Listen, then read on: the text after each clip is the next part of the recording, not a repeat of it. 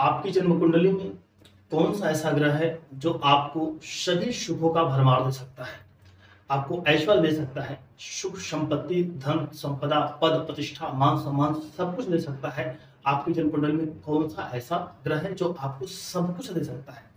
दोस्तों, जैसा कि कहा गया है कि एक ही साधे सब सदे, सब साधे सब जाए, रहमन मोहन सींच वो फूले फले अघाए।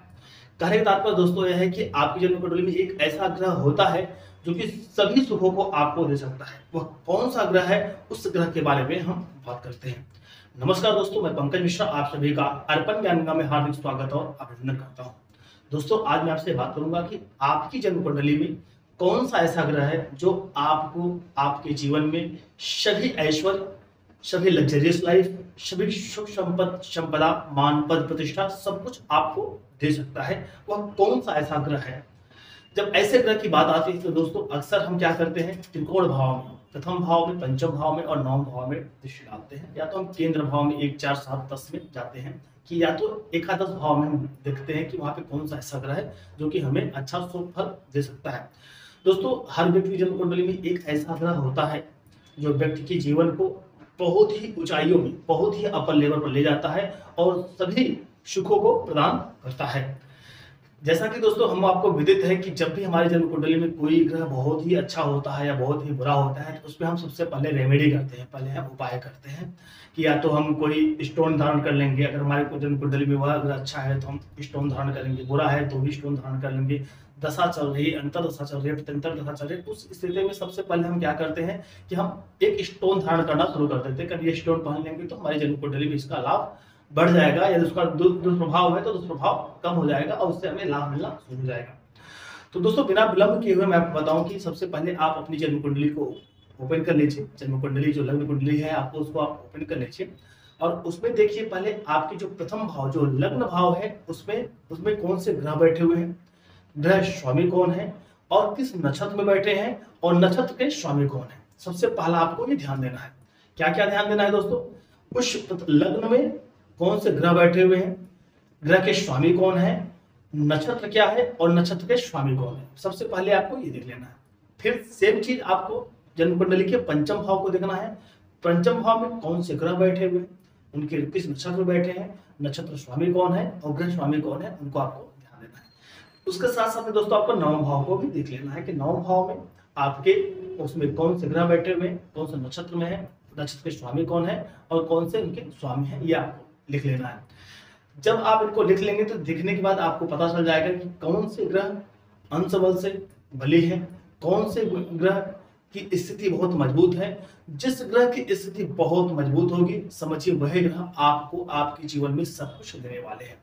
अब यहाँ पे एक बात ये हो सकती है कि प्रथम भाव, पंचम भाव और नवम भाव तीनों में आपको कोई ऐसा ग्रह नहीं मिलता, ऐसा कोई ग्रह बली नहीं मिलता, ऐसा कोई ग्रह उच्च का नहीं मिलता जो कि आपको सब कुछ देने के लिए आपको लगता है कि सक्षम हो। तो उस स्थिति में दोस्तों आपको जन्म कुंडली के चतुर्थ भाव और दसम भाव को भी देख लेना चाहिए। चतुर्थ भाव और दसम भाव को हमेशा एक सम में रखा हुआ है कि ये आपको बहुत अच्छा लाभ दे सकते हैं। तो इसलिए इनके भी स्वामी को, इनकी ग्रह, इनकी डिग्री, इनके नक्षत्र स्वामी को देख लेंगे। या तो प्रथम भाव, या तो पंचम भाव, या तो नवम भाव, या तो चतुर्थ भाव, या तो दसम भाव, या तो एकादश भाव में जो भी ग्रह बहुत ही अच्छे मजबूत स्थिति में आपको मिलते हैं, बस उन्हीं की उपासना आपको चालू कर देना है, उन्हीं को आपको बल देना शुरू कर देना है। अब बल देने की बात आती है दोस्तों, तो मैं हमेशा नहीं कहूंगा कि आप कोई स्टोन धारण कर लीजिए। यहाँ पे आप पूजा पाठ करिए, जप तप करिए, कुछ दान करिए, कुछ वस्त्र धारण करिए उस ग्रह के अनुसार, तो वह उपाय ऑटोमेटिक शुरू हो जाता है और उस ग्रह को बल मिलना शुरू हो जाता है और आपके जीवन में शुभता का प्रतीक, आपके जीवन में शुभता का आगमन शुरू हो जाता है। बात करते हैं दोस्तों, यदि आपकी जन्म कुंडली में यह निष्कर्ष निकलने के बाद आपको पता चल जाता है कि यदि आपकी जन्म कुंडली में सूर्य वह ग्रह है जो आपको सब कुछ दे सकते हैं, तो आप उनको बल देने के लिए क्या करना चाहिए दोस्तों। जो सूर्य आपको वह ग्रह मिल जाते हैं कि सूर्य ऐसे ग्रह है आपकी जन्म कुंडली में जो आपको सब कुछ देने के लिए तत्पर है, तो ऐसी स्थिति में दोस्तों आपको अपने पिता का सम्मान करना चाहिए। कभी भी सरकारी चीजों में सरकार का सम्मान करना चाहिए। कभी भी आपको इलेक्ट्रिसिटी चोरी नहीं करनी चाहिए। सरकार के साथ कभी आपको धोखाधड़ी नहीं करना चाहिए। तो जब भी आपको पता चल जाएगा कि सूर्य आपकी ऐसे ग्रह हैं जो आपको जीवन में सब कुछ दे सकते हैं, तो इस स्थिति में आपको यह काम बिल्कुल नहीं करना है।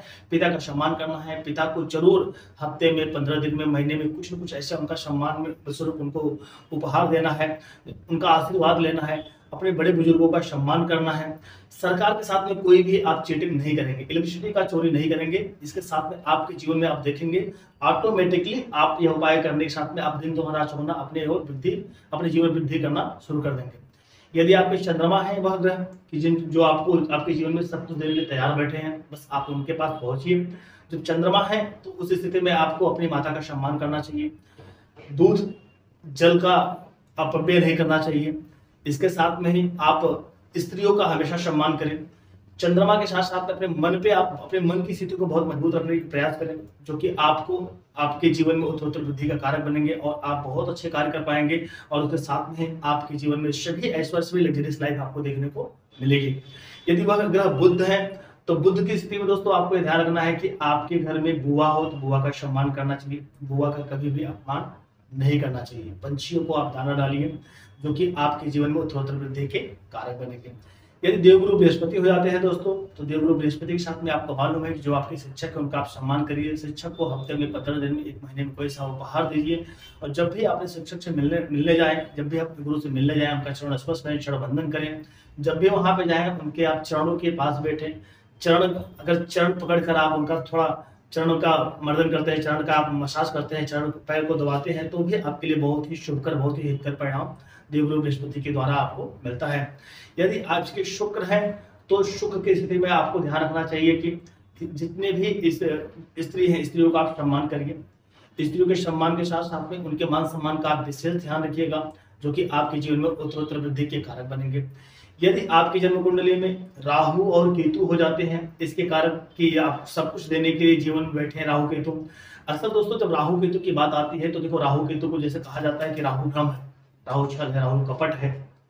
तो इस क्षेत्र में जब भी आपको इसका ध्यान रखने के लिए रखना पड़ेगा कि राहु चतुराई है, तो इस कुंडली का विशेष बार बार आप विश्लेषण करिए, क्या सच में राहु और केतु हमारी जन्म कुंडली के हमारे जीवन में सब कुछ देने के लिए तत्पर बैठे हैं। तो इनको आप बार बार विशेष ध्यान दीजिए, इनके ग्रह का, इनके नक्षत्र का, किस भावों में बैठे हैं, तीसरे भाव में है, छठवें भाव में है, 11वें भाव में है। अगर राहु तीसरे, छठे, 11वें भाव में है तो आप समझिएगा कि आपको सब कुछ देने के लिए बैठे हुए हैं, लेकिन फिर भी किस राशि में बैठे हुए हैं, किसके साथ में बैठे हुए हैं, उनके स्वामी कौन है, नक्षत्र कौन है, इसका विशेष ध्यान देकर ही आप उनका उपाय कीजिएगा। यदि जन्म कुंडली में राहु आपके कारक हैं तो आपको राहु और केतु कारक है, तो आप समझिएगा कि आपको हनुमान जी का उपासना करना चाहिए। हनुमान जी का उपासना करेंगे तो आपके जीवन में सब कुछ राहु केतु आपको दे देंगे। यदि राहु अकारक है तो आपको भगवान शिव जी की उपासना करनी चाहिए। भगवान शिव का उपासना आप करेंगे तो आपके जीवन में सभी सुख शांति समृद्धि राहु और केतु के द्वारा मिलेगा। यदि आपकी जन्म कुंडली में मंगल कारक है तो मंगल में आपको मालूम है, मंगल में सिर्फ हनुमान जी का पूजा आप करिए, हनुमान जी का पूजा करिए, हनुमान जी के चरणों में जाके प्रणाम करिए, हनुमान चालीसा का पाठ करिए, बजरंग बाण का पाठ करिए। मंगलवार को हनुमान जी को चोला चढ़ाइए। इसके साथ में यदि आप हर शनिवार को सुंदरकांड का पाठ कर सकते हैं तो यह भी आपके लिए बहुत ही उत्तम रहेगा। तो इस उपाय से, इन सब चीजों से आपके जीवन में आपको पता चल जाएगा, मात्र 5 से 10 मिनट में आपको पता चल जाएगा कि आपकी जन्म कुंडली में कौन से ऐसे ग्रह हैं जो आपको सब कुछ देने के लिए तत्पर बैठे हैं। तो यह विधि है निकालने के लिए। यदि आप इस विधि से निकाल के आपके कौन से कारक ग्रह हैं जो आपको आपके जीवन में सब कुछ देने के लिए बैठे हैं, ऐसे ग्रहों को आप पहचानिए और उनको बल दीजिए। और बल देने का तात्पर्य दोस्तों हमेशा यह नहीं कि आप स्टोन ही धारण कर लीजिए, कि आप स्टोन धारण करके और इसके बाद आप बल दीजिए। स्टोन से बल दिया जाता है, लेकिन उसके साथ में ही आप उनका कुछ दान देकर उनको बल दे सकते हैं, पूजा पाठ करके उनको बल दे सकते हैं। जैसा कि मैंने आपको पिछले वीडियो में बताया था कि यदि आप विष्णु सहस्त्रनाम स्तोत्र का पाठ करते हैं तो सबसे बड़ा उपाय नहीं, महा उपाय है। इसके साथ में मैंने आपको शिव स्तोत्र, भगवान शिव के स्तोत्र का पाठ के लिए मैंने आपको बताया था, अगर वह उपाय करते हैं तो आपके जन्म कुंडली में जितने भी दोष है समाप्त होना शुरू हो जाते हैं। तो इन उपायों से भी आप अपने जो आपके जन्म कुंडली में ग्रह हैं उनको आप बल दे सकते हैं और आपके जीवन में बहुत कुछ मिलने के योग बनते रहते हैं। तो दोस्तों ये छोटी सी जानकारी थी, आशा करता हूँ ये जानकारी आपको अच्छी लगी तो प्लीज चैनल को लाइक, सब्सक्राइब, कमेंट करना ना भूलिएगा। नमस्कार।